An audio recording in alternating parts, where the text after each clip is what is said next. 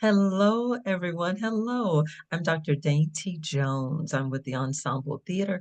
I serve as Director of Fund Development. And this is another episode of Everyone's a Storyteller, where everyone in different walks of life here in the Houston area get to inspire our students who are in the Young Performers Program.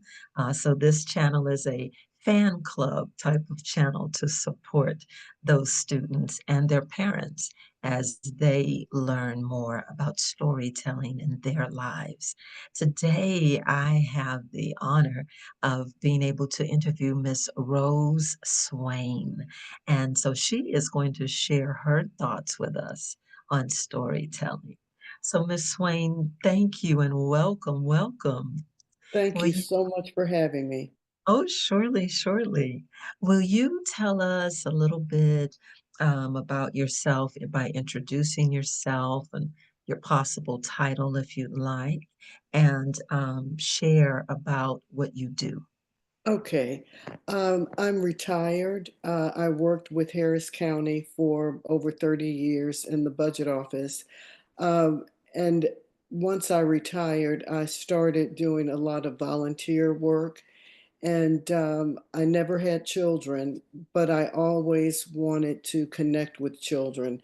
So writing has always been a part of my life. And I thought if I wrote a children's book, that would allow me to connect with many children all over. So I wrote this little story, the alphabet story. Oh, that is beautiful. That is so beautiful. Well, thank you for inspiring us.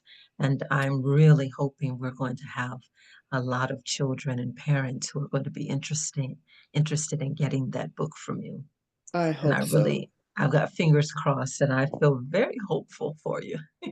Thank you. You're so welcome.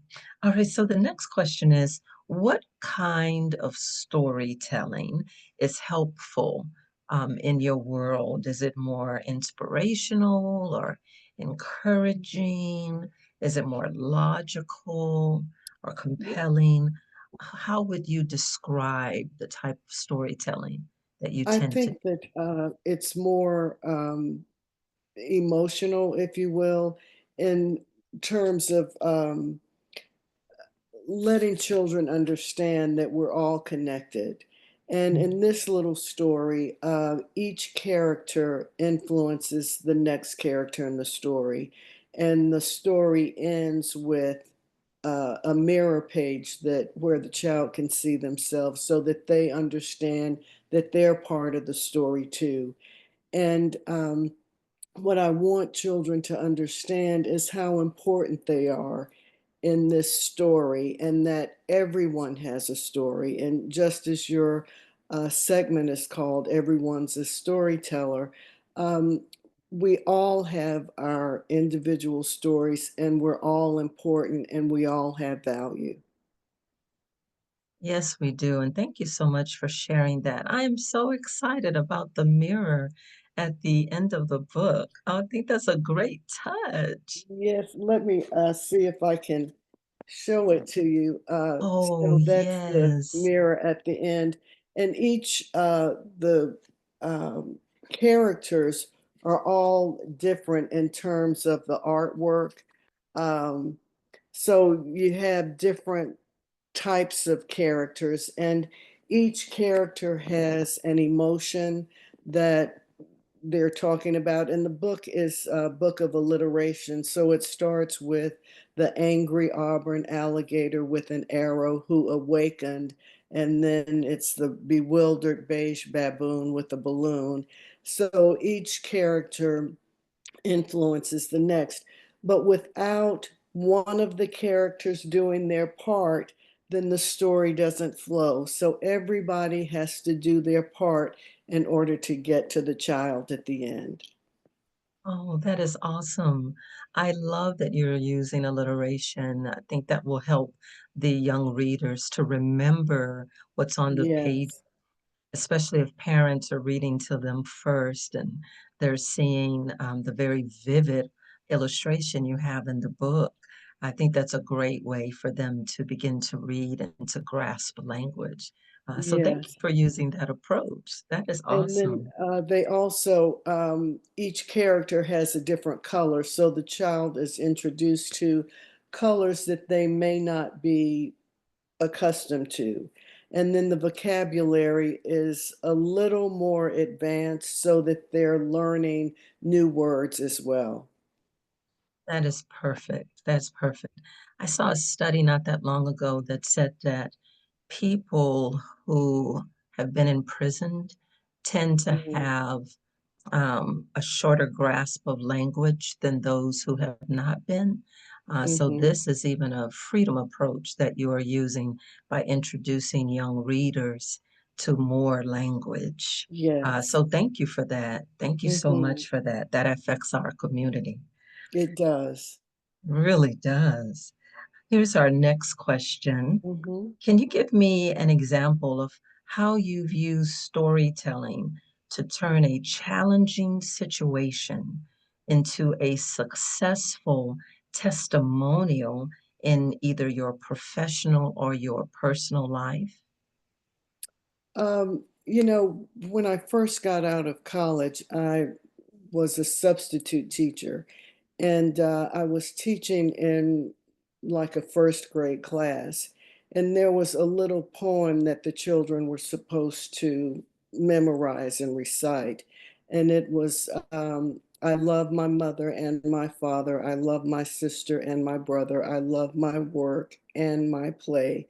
And so I'm thankful every day. And there was one little boy who, um, had a runny nose and he was very withdrawn. And it seemed that he had not received a lot of care, either at home or even by the teachers. So I asked certain students, and they recited their little poem. And when I got to him, he was very bashful and very shy.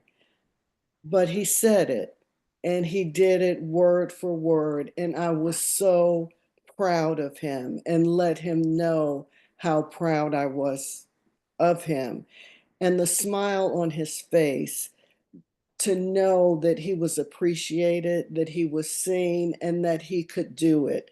So it's things like that when you encourage a young person uh, to build that confidence, to let them know that they can do whatever they desire. And there are no obstacles that one can't overcome. You just have to be determined, you have to have faith, and you need to be grateful. So when we're faced with challenges, we just need to understand that we need to persevere. Yes, that is so true. And thank you for modeling for the young boy how to do it, like Hmm. giving him a challenge, letting him know he has the ability. You don't know how many other children or even generations that you impact when you do something wonderful for just that one person. So Yes. thank you for how you handled that for him. He might even still remember that You moment. never know. I hope he does because I still Yes, remember it after, yes, 50 years. yes. It's such a great flashbulb moment. So thank you for that. Here's our next question. What techniques do you use to ensure the stories that you tell resonate with your target audience? Uh, One of the things that I want children to understand, because in this story, each character has an emotion, or each character does something to the next, like one character ignores the next character. So it gives an opportunity for parents. To talk to their kids and ask, how do you feel when someone ignores you? Or how is it when you're angry? And what can you do to let go of those feelings and become calm and So it allows for that interaction and for the child to be able to express themselves and understand that there are different ways of coping with emotions when they arise. So it sounds to me that in this book, you are also teaching the children about emotional intelligence. Is that a Yes, good way for me to receive that? yes. And Okay. it's very, understated because it's just part of the alliteration, but it allows that opportunity to address uh, different emotions. So, and even not only the negative ones, but positive. So the octopus is overjoyed. So, how do you feel when you are overjoyed? What does that mean to you? How does that make you feel? So that you can go through the whole range of emotions that a child might feel and understand how it affects their life on a daily basis. Yes, yes. Oh, that is wonderful. They will be equipped. Some of the local employers here in Houston talk about the desire for their new recruits and new hires. Their Mhm. hopes are that they will be emotionally intelligent, and Yeah. many of the professional development training programs have those type of trainings available for them. So it's very important Hmm. for people to It know, really is. just really is. It really is. So thank you for helping to prepare our young ones for that. All right, just a couple more questions. The next one is, what impact have you seen storytelling have on your audience's engagement and retention of material?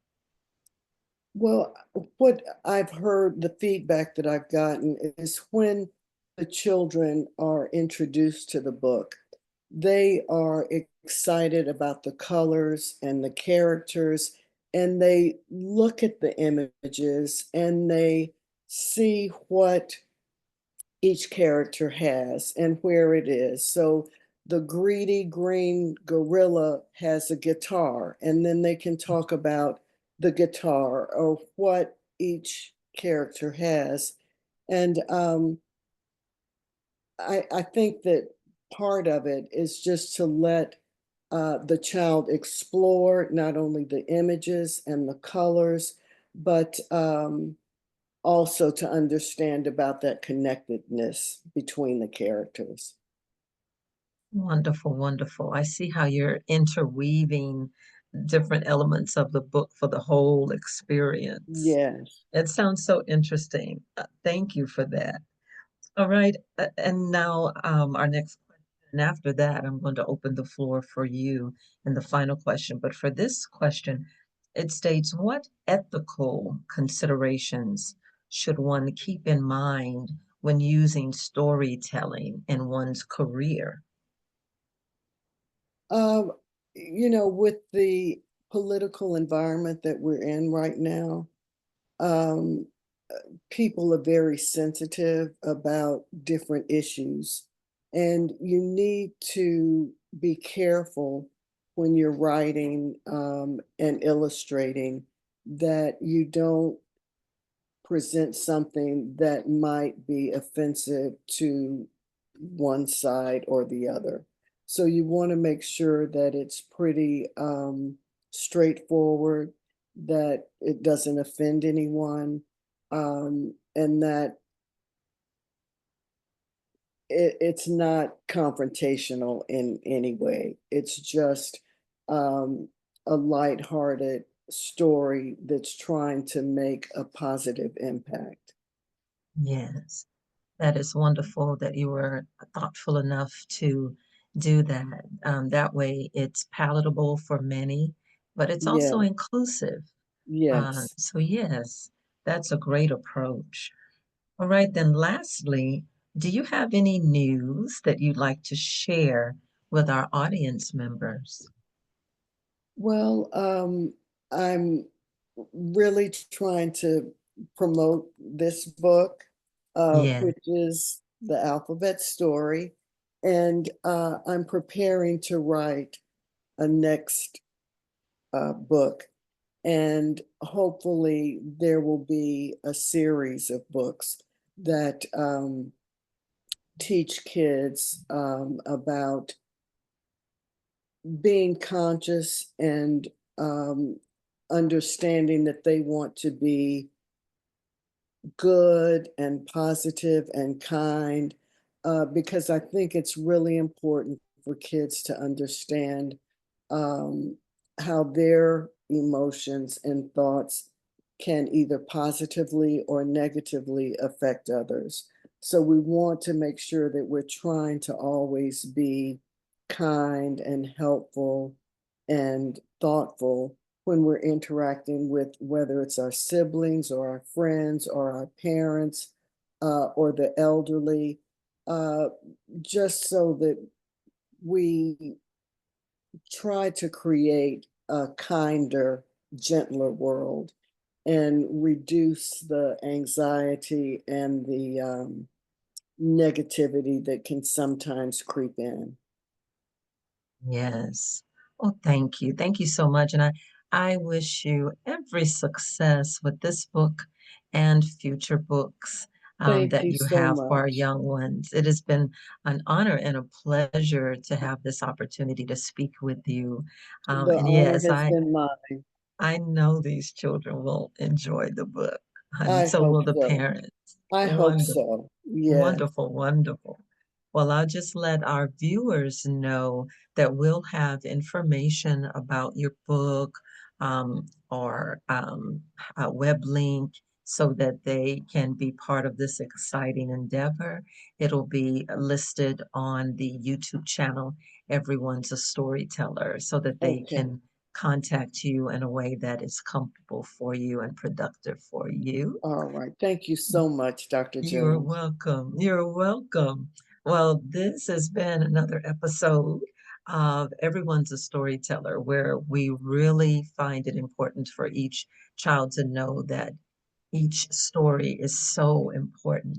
All right. And so, again, until next time, next story. And don't forget to subscribe so that you can see the stories as quickly as possible. Again, I'm Dr. Daintee Jones, Director of Fund Development at the Ensemble Theater. Have a great day. Thank you so much. You are welcome.